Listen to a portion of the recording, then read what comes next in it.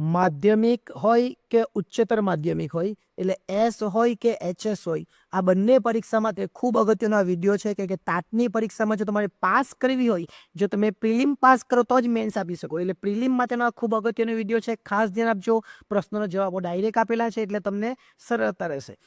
ભારતીય બંધારણ ક્યારે અમલમાં આવ્યું? તો 26 જાન્યુઆરી 1950ના દિવસે.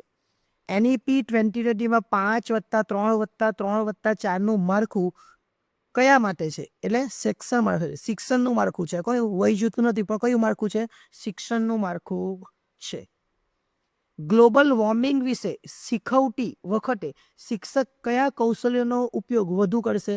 તો પ્રયોગ અને પ્રદર્શન. કેળવણી એ જીવનની તૈયારી નથી, કેળવણી એ પોતે જ જીવન છે. આવું જ્હોન ડ્યુઈ કહેવામાં આવેલું. આ જ્હોન ડ્યુઈ આ રીતે લખવાનું આપણે, ઓકે, એટલે આપણને પ્રોબ્લેમ નહીં થાય. વર્લ્ડ AI સમિટ 2026માં ક્યાં યોજાયો હતો? જવાબ હશે નવી દિલ્હીમાં. યુનેસ્કો ક્યારે સ્થપાયું? 1945માં. બધા જવાબ હાઇલાઇટ કરેલા છે, તમે જોઈને પણ સમજી જશો. એમિલ પુસ્તકના લેખક કોણ હતા? તો રૂસો. જવાબ આવશે શું? રૂસો. પ્રકૃતિવાદના પ્રણેતા કોણ હતા? તો એમાં બી જવાબ આવશે રૂસો. આગળ. મારે તોડલે બેઠો રે મોર ક્યાં બોલે ગીતને કોણે ચીર સ્મરણીય કર્યું? તો દિવાળીબેન ભીલ. ભારતમાં પંચવર્ષીય યોજના કોણે શરૂ કરી? તો પંડિત જવાહરલાલ નહેરુ. નીચેનામાંથી કયું કેળવણીનું ઔપચારિક સાધન છે? તો જવાબ આવશે શાળા. બાકીના બધા અનૌપચારિક કહેવાય. કેળવણીની કઈ વિચારધારા આત્મ સાક્ષાત્કાર પર ભાર મૂકે છે? તો જવાબ આવશે આદર્શવાદ. નવી ખાનગી માધ્યમિક શાળાની મંજૂરી કોણ આપે છે? તો ગુજરાત માધ્યમિક અને ઉચ્ચતર માધ્યમિક શિક્ષણ બોર્ડ. NEP 2020માં નેશનલ કરિક્યુલમ ફ્રેમવર્ક ને કેટલા વર્ષમાં રિવાઇઝ અને અદ્યતન રાખવાની ભલામણ કરવામાં આવેલી? તો જવાબ આવશે દર 5 વર્ષે. માઇક્રો ટીચિંગના પ્રણેતા એલન ડ્વાઇટ અથવા ડ્વાઇટ એલન.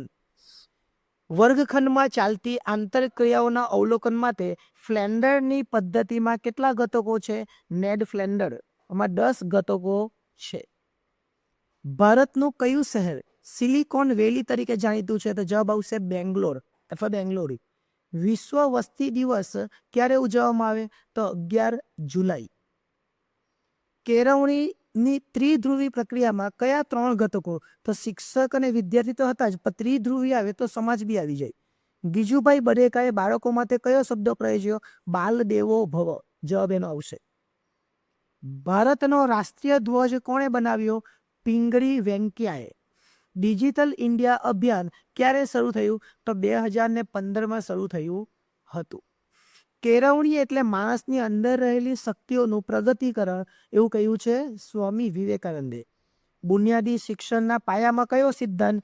તો ઉદ્યોગો દ્વારા શિક્ષણ, જેને વોકેશનલ આપણે કહીએ એ. રાઇટ ટુ એજ્યુકેશન RTE કયા કલમ હેઠળ છે? તો આર્ટિકલ 21A. કેન્દ્ર સરકાર દ્વારા શરૂ કરવામાં આવેલી વિદ્યાંજલિ યોજના શેના માટે છે? તો સમાજના વ્યક્તિઓ માટે શિક્ષણદાન છે. ભારતમાં નવી શિક્ષણ નીતિ 2020 મુજબ શિક્ષણનું માળખું 5+3+3+4.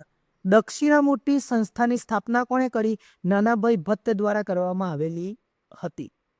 ભારતીય બંધારણમાં શિક્ષણ કઈ યાદીનો વિષય છે? તો જવાબ આવશે સંયુક્ત યાદી. શિક્ષણમાં સંપૂર્ણ ગુણવત્તા વ્યવસ્થાપન પુસ્તકના લેખક કોણ? તો પ્રોફેસર મરમર મુખોપાધ્યાય. પ્રીમિયમ એકેડેમિક એજ્યુટર આ જે છે ને આપણું જે એ મટીરિયલ પ્રીમિયમ છે એટલે ખાસ છે. શાંતિ નિકેતન સંસ્થાની સ્થાપના કોણે કરી? રવિન્દ્રનાથ ટાગોર. શિક્ષણમાં મનોવૈજ્ઞાનિક વલણ લાવવાનો શ્રેય કોને જાય? તો જવાબ આવશે રૂસો. ઈસરોની સ્થાપના ક્યારે થઈ? 1969માં. SDGનો મુખ્ય હેતુ શું હતો? સર્વાંગી વિકાસનો હતો. કિન્ડરગાર્ટન પદ્ધતિના જનક તો ફ્રોબેલ આવશે. ટોળી અવસ્થા ગેંગેજ કયા તબક્કાના બાળકો માટે જોવામાં આવે? તો ઉત્તર બાલ્યાવસ્થા. આગળ. જ્યાં સુધી માતૃભાષાને હું ઉચ્ચ સ્થાને નહીં મૂકું ત્યાં સુધી હું પાઘડી નહીં બાંધું, આવું કવિ પ્રેમાનંદે કહ્યું હતું. નીતિ આયોગ ક્યારે સ્થપાયું? 2015માં સ્થપાયું હતું.